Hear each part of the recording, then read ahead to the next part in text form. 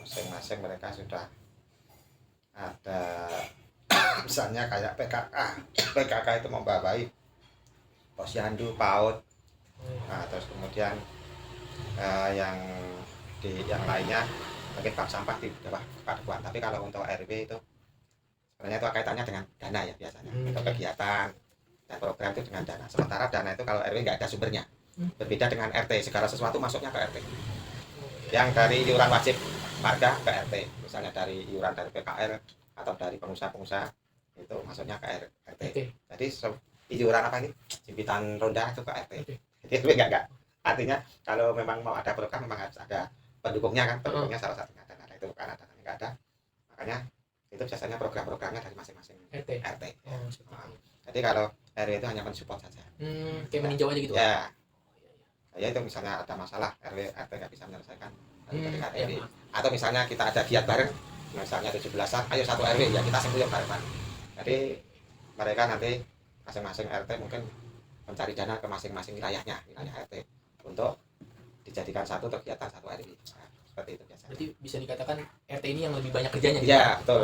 Untuk RW itu hanya mengkoordinir aja. Sebagai koordinator aja ya. Kemudian ketika ada apa sih namanya RT yang terbaik ataupun pengurus RW RT yang terbaik, apakah ada penghargaan dari Bapak? Itu penghargaan biasanya dari tingkat padukuhan, bahkan itu kalau sudah tingkat desa biasanya dari kelurahan. Nah, kalau dari kami belum ada selama ini. Artinya nanti apresiasinya paling berbentuk piagam dan biasanya dari padukuhan. Seperti kemarin ketika kita mewakili lomba wajah padukuhan itu, yang tingkat kecamatan itu yang ditunjuk mewakili RW 4. Jadi seharusnya yang ikut lomba kan dusunnya dusun Ambarukmo, tapi yang mewakili RW 4. Nah ini nanti kita kerjanya ya RT 3 RT. Artinya kalau di RW 4 ini, RW 4 kan mengikuti 3 RT, itu 3 RT. Kemudian dari padukuhan itu baru yang mensupport. Ya, seperti itu misalnya kalau kegiatan 17 tingkat RW, yang kerja mereka RT RW yang mensupport. Iya, ya boleh dikatakan kalau RW itu cuma sekedar mengkoordinir RT misalnya kalau ada giat, entah itu pesan bakti, entah itu giat kampung yang tingkat RW. Kemudian kalau terkait keamanan dan ketertiban di sini Pak, bagaimana? Misalkan ada suatu masalah terkait keamanan, entah itu ada palingan, terus tindakan Bapak ini sebagai ketua RW apa? Untuk keamanan di sini alhamdulillah kondusif ya, artinya seandainya ada tindak kejahatan di sini nanti kita selesaikan tingkat misalnya di RT RW, kita selesaikan di tingkat RT RW. Kemudian kalau memang kita perlu bantuan, kita sudah ada grup komunitas itu Ambar Siago Rescue, kemudian ada jaga warga di dalam grup itu ada Pak Babin Kaptimas dari Polsek. Nah kalau memang nanti perlu bantuan dari mereka, kita tinggal nge-share ke grup jaga warga ataupun Ambar Siago Rescue. Ambar Siago ya, itu tiap nanti kalau dulu tiap malam minggu itu kita seskampling bersama satu padukuhan utara jalan sama selatan jalan. Itu sekarang kalau dulu cuma Ambar Siago saja, sekarang ketambahan jaga warga ya, sekalipun untuk ronda yang satu padukuhan itu biasanya cuma seminggu sekali tiap malam minggu ya, tapi kalau selain itu nanti masing-masing RT diadakan seskampling, dan alhamdulillah selama ini jalan terus. Kalau di wilayah kami RW 4 ini untuk permasalahan alhamdulillah kondusif dibanding dengan RW yang lain. Di sini warga masyarakat sini relatif lebih mudah diatur. Nah, soalnya kemungkinan ya dari sisi keagamaan, mungkin mereka lebih taat beragama dibanding yang lain mungkin ya. Itu pengaruh juga masalahnya. Termasuk mungkin dari pengaruh juga dari tokoh-tokoh masyarakatnya yang dituakan. Biasanya orang-orang yang dituakan kan biasanya mereka manut. Nah, ada yang dinut, ada yang ditakuti ya, disegani lah gitu. Kalau tidak ada ya biasanya udah berantakan gitu. Tapi kalau ada seseorang yang bisa untuk panutan, biasanya mereka lebih mudah diatur. Kemudian kalau tadi terkait keamanan, sekarang terkait kebersihan Pak. Ya. Nah, kalau misalkan banyak nih ya sampah-sampah gitu ataupun apa lagi terkait kebersihan, sama seperti tadi pertanyaannya tindakan Bapak apa selain gotong royong atau ada apa gitu kegiatan? Untuk kebersihan, terutama kebersihan lingkungan biasanya yang dominan untuk istilah mencemari lingkungan ya, itu biasanya rumah tangga. Nah untuk rumah tangga memang selama ini disarankan minimal untuk memilah-milah di rumah masing-masing. Itu minimal memilah sampah kering, sampah basah yang kira-kira bisa untuk kompos nanti dikompos, atau yang sekiranya bisa dijual nanti dikumpulkan, nanti dimasukkan ke bank sampah. Di sini sudah ada bank sampah. Nanti itu operasionalnya sebulan sekali, tiap akhir bulan. Entah itu bisa sedekah sampah, bisa nabung, apapun bisa dimasukkan ke sana, minimal itu. Kemudian barang-barang yang mungkin kita nggak bisa mengolah, entah itu untuk kompos atau untuk dijual, misalnya nggak laku dijual, biasanya dibuang di tukang sampah atau dibakar. Tapi saya untuk dibakar sebenarnya saya nggak menyarankan untuk dibakar, tapi untuk kami sarankan untuk langganan sampah yang dibuang ke TPA, tempat pembuangan akhir. Kalau dibuang atau dibakar di lingkungan sebenarnya mengganggu lingkungan kan. Nah itu saya sarankan untuk berlangganan. Nah kalau bagi warga yang kurang mampu, itu saya sarankan langganan 1 tong sampah itu misalnya untuk 2 ataupun 4 kakak misalnya, 1 tong sampah untuk membuang dari 4 kakak. Nanti pembayarannya iuran, misalnya kan sekarang katakanlah iurannya untuk bayar sampah itu katakanlah 30.000 misalnya dibagi 3 orang kan paling per kakaknya cuma bayar 10.000 per bulan kan, dengan maksudnya seperti itu. Kalau dulu pernah itu ketika harga masih 20, itu memang saya sarankan silahkan nanti dibagi 1 bak sampah yang untuk langganan itu bisa digunakan untuk 4 kakak misalnya. Nah, itu 4 kakak kan paling dibagi 4 kan satu orang cuma 5.000 kan dengan. Jadi saya berusaha mengarahkan ke warga masyarakat agar sampahnya terkelola. Misalnya mereka nggak mau mengelola, ya misalnya harus dibuang, itu harus langganan sampah. Saya sarankan langganan sampah kalau memang keberatan dengan berombongan.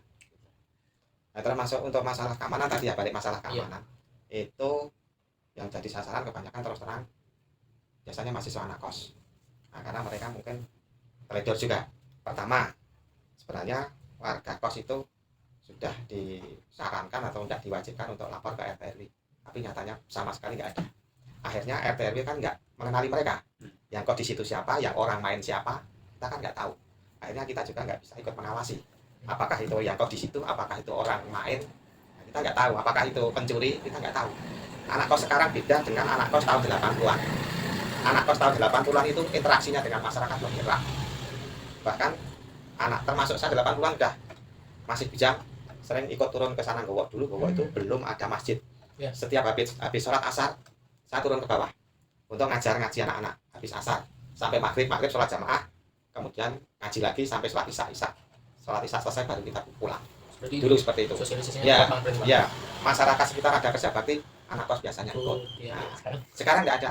Justru masyarakat yang dulu yang anak kos itu bisa membayar dengan masyarakat setempat, seolah-olah bahkan seperti warga setempat anak kos itu. Nah, tapi sekarang beda mas, makanya saya bisa mengatakan beda, masalahnya saya mengalami. Nah, hasil lapor aja nggak mau, apalagi kok berbayar dengan masyarakat. Masjid Nurul Hidayah itu yang masjid Pondok Gowo itu bawah, itu motornya mahasiswa mas. Nah, ketika saya sana belum ada masjid, jadi ketika ada kegiatan agama TPA misalnya, sekarang namanya TPA ya, itu di rumah-rumah warga. Kalau di Ledok Gowo saya sekarang di rumahnya Pak RW kan, jadi 2 tempat, di Ledok Utara sama Ledok Selatan dulu. Itu saya ikut terjun mas. Cuma waktu itu saya memang belum sampai ke pemikiran masalah ada masjid. Lah waktu itu sana belum banyak anak kos. Setelah sana banyak anak kos, saya udah nggak pernah sana lagi, berkembang sendiri. Masjid mulai dibangun. Itu memanfaatkan, kalau nggak salah itu lahannya milik Win Yayan di pinggir sungai. Ya itu yang anak kos itu. Termasuk Masjid Al-Maun ini yang masjid kecil ini dulu intinya. Masjid itu pertama di bawah tulisan Win itu ya, ada tulisan Win itu. Itu kan dulu ada tanah yang apa ya, kayak lembah gitu.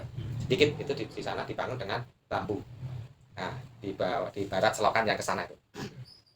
Nah, di sana sebentar terus pindah sebelah timurnya yang sekarang jadi kebun apa itu ya, kosong itu sekarang. Dulu di situ banyak warga di situ. Di situ tahun 80-an itu kampus putih lembahnya hitam itu, Mas. Nah, kampus putih lembahnya hitam. Nah, di situ kalau malam gini banyak orang yang PSK itu, makanya lembahnya hitam, disebut lembah hitam karena itu. Makanya di situ dirintis sama mahasiswa, termasuk salah satunya mahasiswa yang asalnya dari sini. Itu dibikin masjid. Nah, dibikin masjid agar mereka kenal dengan agama. Nah, setelah itu mereka pindah, nah, karena sudah dibeli Win, dipindah, masjidnya juga pindahnya ke yang sekarang untuk sekretariat yang depannya parkir itu, masjid kecil. Nah, itu Masjid Al-Maun itu pindahnya 4 kali. Di barat sungai tadi berdirinya 4 kali. Yang pertama di bawah tulisan UIN, kemudian di timurnya selokan yang sekarang kosong, terus ke sini yang masjid kecil, terus pindahnya ke sini. Ya, itu perjuangannya tadi dari barat sungai dapat bantuan atau ganti rugi dari UIN untuk beli tanah. Ya, itu saya contohkan bahwa Itu dorongannya mahasiswa mas. Oh. Waktu itu cuma mahasiswa itu. Oke, baik Pak.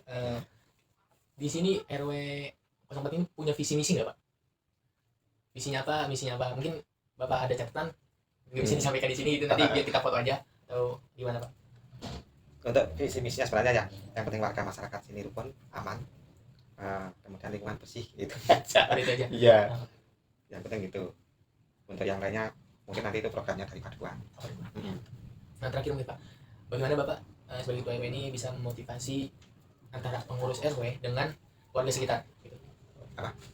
Bapak ini sebagai ketua RW, Ya. bagaimana bisa memberi motivasi untuk pengurus RW dan warga sekitar agar mereka ini bisa bekerja sama dan bersinergi gitu Pak?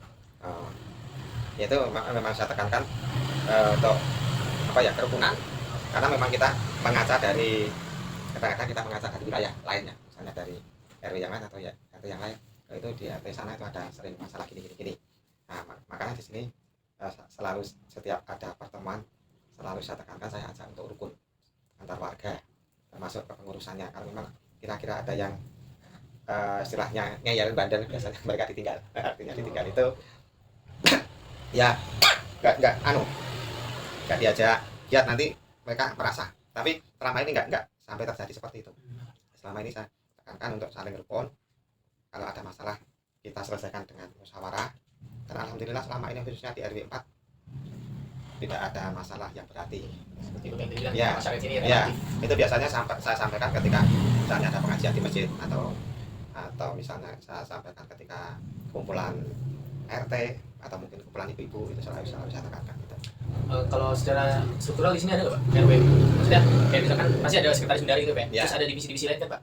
Atau hanya BPH, Badan Pengurus Harian aja? Iya, cuma pengurus harian aja ya. Sebenarnya ada seksi keamanan juga. Ya, seksi keamanan. Itu diambil dari per RT atau bagaimana Pak? Dari Sistemnya? untuk sebenarnya saya pengen pemerataan ya, dari untuk pengurusan RW itu dari masing-masing RT ada. Misalnya ketua ya di RT 11, sekretaris. Memang kebetulan ini yang tahun ini, yang periode ini itu memang untuk ketuanya di RT 11, kemudian sekretarisnya di RT 10, bendaharanya di RT 12. Nah, merata.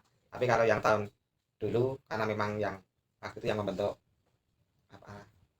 kepengurusannya, saya sebagai ketua tidak menunjuk, karena sudah kemarin saya cuma menggantikan atau gimana, pokoknya sudah ada yang ditunjuk tapi nggak disetujui, yang dicari saya. Nah, saya untuk dijadikan RW ini untuk sekretaris bendaharanya sudah ada, tinggal ketuanya. Nah, saya yang ditunjuk ketuanya. Ya udah, saya pun sebenarnya waktu itu nggak tahu siapa sih orangnya yang katanya kok di forum pemilihan itu ini ketuanya, sekretarisnya sama bendaharanya tidak ada.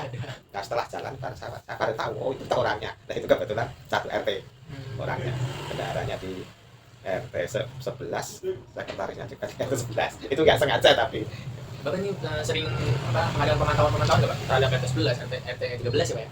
RT 11, 12. Oh 12 ya. Nah, Ada sering pemantauan nggak? Beliau pemantauan biasanya cuma melalui pengurus RT. Oh, Ya, melalui pengurus RT masing-masing, atau kalau memang kebetulan kan untuk RT ini kan perbatasan. Kebetulan kan saya juga bisa memantau langsung. Artinya kan saya juga keluar masuk ke RT 12. Jadi saya tahu persis bagaimana keadaan RT sebelah. Di situ juga kan dekat, tahu. Kecuali yang agak ke timur sana, tapi kalau pas kita sini saya tahu. Artinya saya bisa memantau langsung. Kadang-kadang malah RT belum terlibat, saya sudah turun dulu kalau memang kira-kira ada sesuatu yang mengganggu. Nah, itu biasanya saya sudah turun dulu. Saya tangani. Masalahnya kadang-kadang RT-nya juga nggak berani atau gimana, udah langsung saya. kalau misalkan pengurus RT ataupun ketua RT-nya itu sendiri Pak mempunyai masalah, Ya. itu tindakan Bapak Pak? Apa mereka langsung Bapak berarti kan mempunyai hak ya untuk menurunkan mereka atau tidak? Oh enggak, Enggak punya itu hak. SK-nya dari desa. Oh, Dari desa. Ya paling saya cuma memberikan masukan aja, Hmm. memberikan saran, memberikan ya solusi. Itu aja kalau misalnya mereka ada masalah. Kalau memang sekiranya masalah yang artinya membuat mereka jadi tidak berhak sebagai ketua RT, nanti yang memutuskan dari desa. Atau misalnya RT itu yang mengangkat, yang melantik desa. Nah, kalau memang nanti ada suatu masalah, misalnya harus tidak bisa giat di kampung, misalnya katakanlah misalnya ditahan polisi misalnya. Nah, itu nanti yang menggantikan otomatis sekretarisnya. Nah, yang menggantikan sebagai ketua RT maupun sebagai ketua RW-nya. Biasanya otomatis. mungkin itu aja sih Pak. Ya. Dari saya. Ada tambahan nggak? Nggak ada. Ya. Mohon maaf Pak, Ya, waktunya. nggak Terima apa-apa. kasih banyak Ya. atas waktunya juga. Ini aja sih dari